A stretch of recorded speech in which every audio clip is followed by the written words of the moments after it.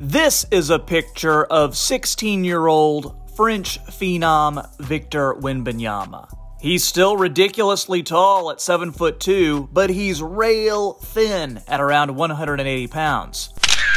Now here's Vic 3 years later, this past season playing in the French League. 7'4" and a shade over 200 pounds, according to the team.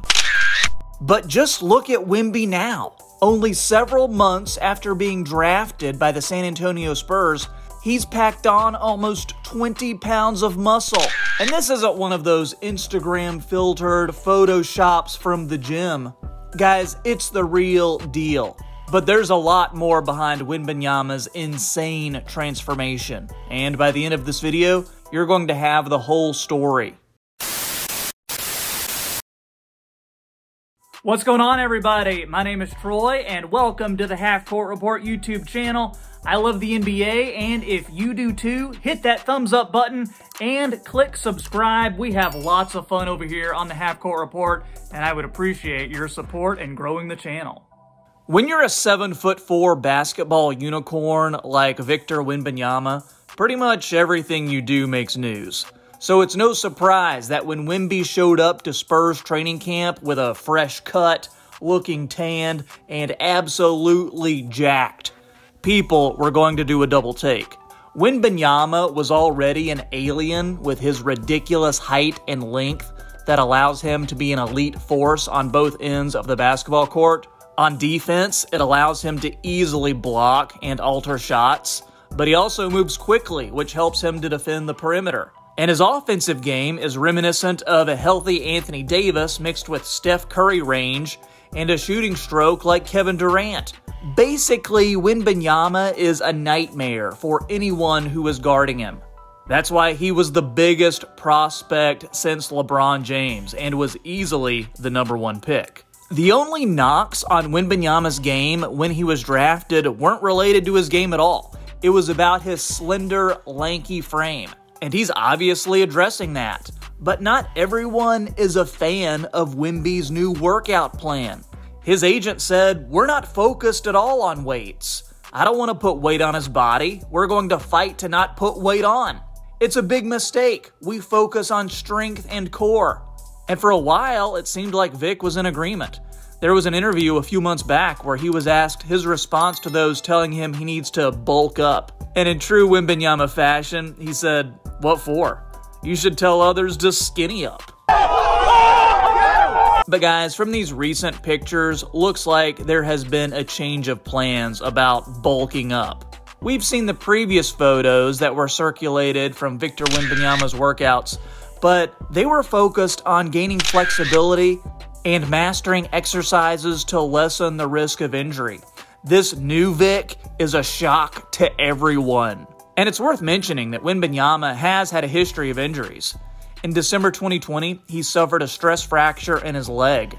Almost a year later, in November of 2021, he broke a finger that forced him to miss a month. Then a month after that, he suffered a right shoulder blade bone bruise that caused him to miss another month. And in June of 2022, he suffered a muscle injury that forced him to miss the rest of the French League season. So all those injury prevention measures are worthwhile, but there gets to a point where you have to add a bit more weight training into your routine if you want to play a long time in the NBA, especially at Wembanyama's position. Of course, it remains to be seen how this new bulked up version will impact Vic's game. If you ask me though, I think it's a good thing for a couple of reasons. One, Victor Wembanyama is going to have a target on his back from day one. Opposing big men will be salivating at the opportunity to go at him. They'll want to show that the hype surrounding Wembanyama is simply that, hype. He's going to have dudes that weigh far more than him trying to outmuscle him and using their physicality to take him out of the game. Secondly, at 7'4", Wembanyama has the frame to add more muscle. For reference, Rudy Gobert, who is 3 inches shorter, is almost 260 pounds. Kristaps Porzingis, who is 7'3", is 240 pounds. Hall of Famer Yao Ming, who is 7'6", weighed in at over 300 pounds during his playing days. So at 7'4" and 230 pounds with an 8-foot wingspan, I think Victor will be at his best with another 20 to 30 pounds. And can you even imagine the type of monster we'll be seeing on the court then? If you think Giannis is scary with what he's able to do, peak Victor Wembanyama will be unlike anything the NBA has ever seen before. And I'm here for it all. But it does make me wonder, what will he average this season? We've heard that the Spurs will bring him along slowly, but they've also said that Wembanyama will play some of his minutes at the power forward spot. Vic even said himself at Media Day that he could play guard if they need him to. Hey, Point Vic, sign me up for it. But Spurs coach Greg Popovich has also been raving about Wembanyama's maturity, coachability, and intelligence. I think it's going to be a seamless transition for the Frenchman. I'm predicting stats for Victor Wembanyama of 14.5 points, 7.7 rebounds, and 2.3 blocks per game. That's what I think, but be sure to let me know in the comments what you expect from Wembanyama this season. Are you a fan of all the extra muscle that he's put on, or do you think that it's going to be a big mistake and just lead to more injuries? Since you've watched this far, be sure to drop a like for the YouTube algorithm.